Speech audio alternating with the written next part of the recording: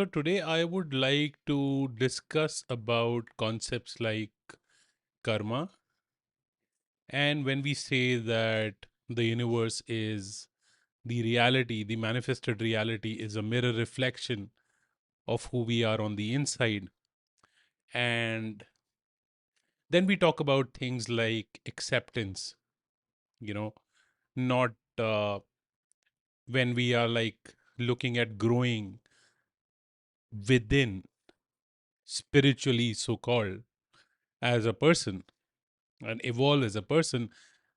We talk about how we can accept other people for who they are and like however the outside situation is, and not waste or invest energy or entangle into this mental push and pull, the mind stories of how the outside is not good enough, and how if something could fix in the outside situation, some outside person, if I could relocate to some place, if my so and so relationship could be better, if my financial story could be better, if my knowledge could be better, if I would be doing something which I am imagining, then my life would be better.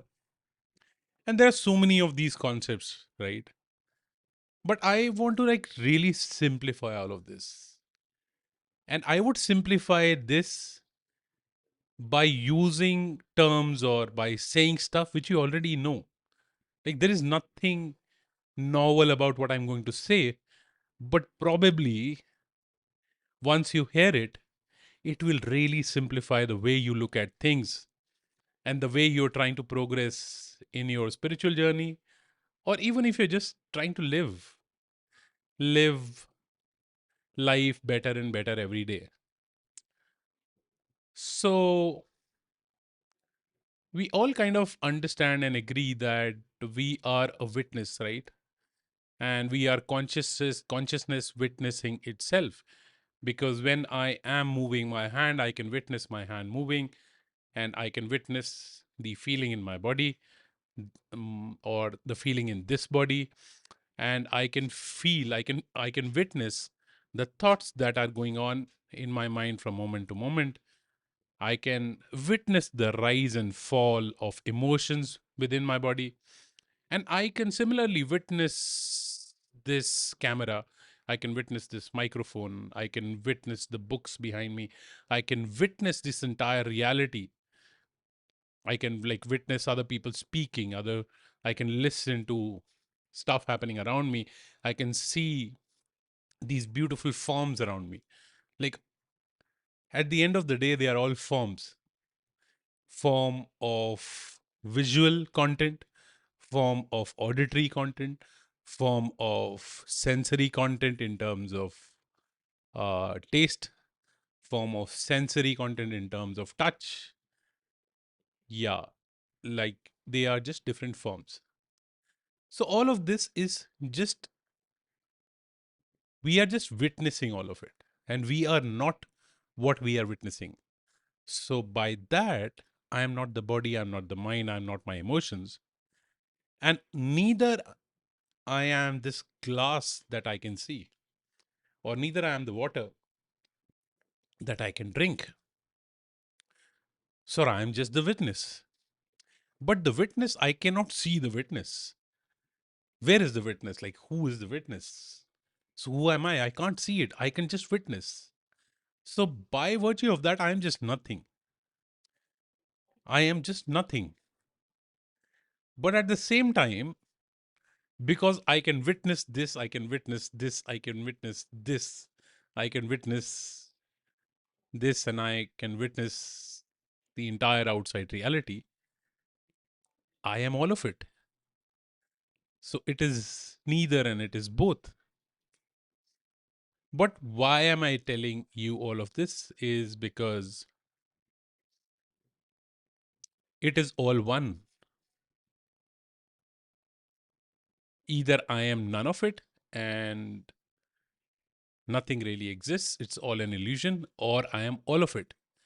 And if I am none of it, I am the witness, then there is all there is witnessing.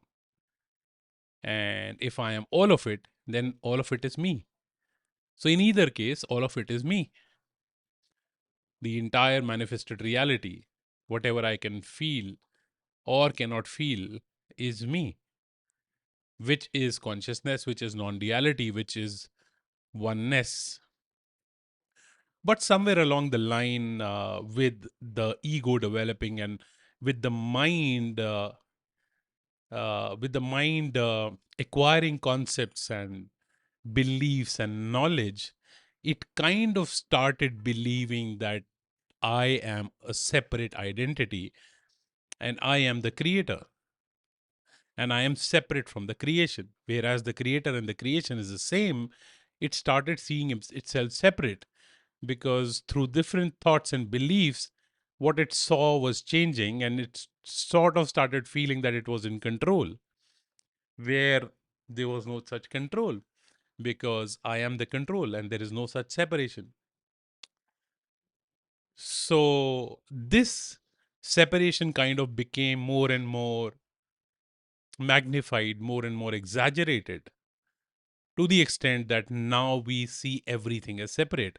And because we see everything as separate, we are holding on tightly to our identity through the ego, our identity and identification with our thoughts, our beliefs, our body, our perceptions, and everything. Now, to let go of all of this, coming back to this oneness that I am the witness, either I'm nothing or I'm everything, how to kind of reconcile it with our day to day life. So, when this entire world, it is just a manifestation of who I am, and I am witnessing myself through this body. So, whenever I take an action, we talk about every action has an equal and opposite reaction, the physical law or the spiritual law of karma. Also, every action has an opposite reaction. And when we talk about manifesting, affirming, or when we talk about how the world is just a mirror and it is showing us what who we are in the on the inside, it is a it is a manifestation of this concept only that everything is me. So just take for example, when I throw a punch, I am punching myself. However, it might feel that I am punching another form, which is another person, or which is a wall, or which is water, or which is air, or which is wood. It might seem like this in the illusion through the mind, but actually, I am punching myself and I am playing with myself. I am witnessing myself. And when I punch myself, I receive the punch too because I am punching myself and myself is this too. And it is everything too. So when I punch another form, let's say I am Prab and I punch a person called whatever, Danny. I punch a person called Danny. So Danny receives the punch, but then I receive the punch too because I am Danny and Danny is me. We are the same. But we are so caught up in this, entangled in this variety of forms which seem so separate that it feels like I'm just punching that guy and that guy did wrong to me. And we are seeing everything as separate. That guy, me, he did wrong to me. It's like I am doing everything to myself. I am just playing with myself because myself is all that there is. So when I am abusing someone or when I dislike someone because of the way they are, and I'm expecting them to change, then also by virtue of that, I am disliking myself and expecting myself to change. and the mind feels I can control the outside. So instead of changing myself, which is my perspective, that the person is not good enough, I can change that perspective and admire what is good in that person. And the moment I do that, I start admiring the other person, and that admiration soon steps into acceptance of the other person. And that acceptance soon develops into love towards the other person. And this mirrors back. It is just this process of seeing this clearly. There is no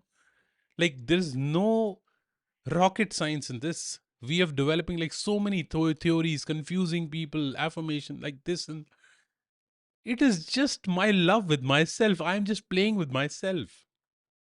So the moment I do this, I immediately feel a greater acceptance towards myself, a greater recognition and admiration towards my own self, like this manifested part of the self, aspect of the self, the body. And I develop a love and recognition of this. And as I love and recognize this, I love and recognize everything outside. And it is like all reflecting. It is just like an echo.